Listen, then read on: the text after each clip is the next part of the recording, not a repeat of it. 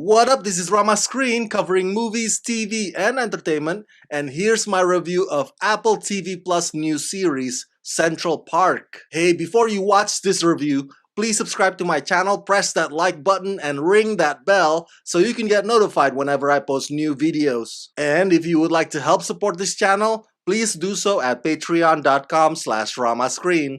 That's patreon.com/ramascreen.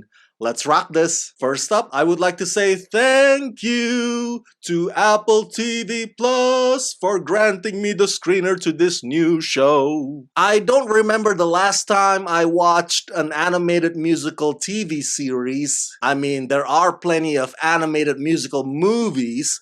Just take your pick from any Disney classics. So this format itself has made Central Park unique and refreshing. The comedy is also sharp and witty, and it speaks about each character's purpose. And then there's the David versus Goliath aspect to its story as well that I think will resonate with audiences, even if they might not find the songs all that dandy. Created and executive produced by Josh Gad and Nora Smith and Loren Bouchard, Central Park is an animated musical comedy series about the Tillermans, a family that lives in Central Park.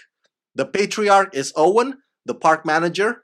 His wife, Paige, is a journalist who raises their kids, Molly and Cole, in the world's most famous park while fending off hotel heiress Bitsy Brandenham and her long-suffering assistant Helen, who love nothing more than to turn the park into condos. If the character designs on this show look familiar to you, it's because co-creator Loren Bouchard is the same person who gave you Bob's Burgers. So I'm guessing it's the same animation company behind both shows. Okay, back to Central Park animated musical series. If you are worried that some of the cast members might pull a Russell Crowe from Les Miserables, well, don't you fret, because all of the voice stars on Central Park, all of them, are actually naturally great singers. Josh Gad and Kristen Bell, you know them of course from the Frozen franchise. Daveed Diggs and Leslie Odom Jr. are both alums of the famed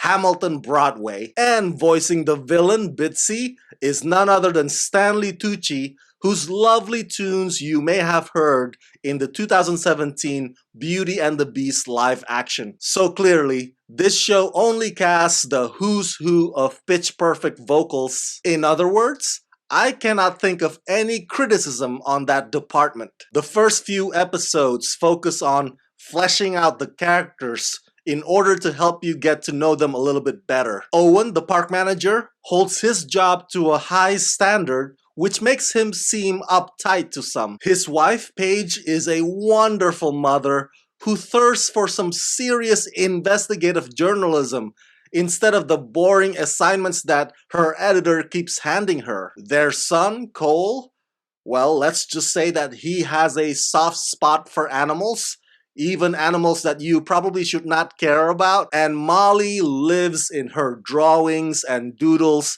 fantasizing about a certain kite boy. These episodes highlight their best qualities and what the park means to them and the ways in which they are there for one another. Mind you, this show is not adult-centric. It's not ultra-violent like Hulu's recent Solar Opposites. Central Park is very much family-oriented. The main objective in each episode is to remind these characters what a blessing it is to be part of that park's community, which they sometimes take for granted. Having said all that, I am not too crazy about all of the songs. Don't get me wrong, I don't hate them, and many of them are pretty catchy and memorable. 1,000 kudos to the composer's creativity for coming up with words that rhyme with whatever elements that you can find in Central Park. But the thing is though, the songs can be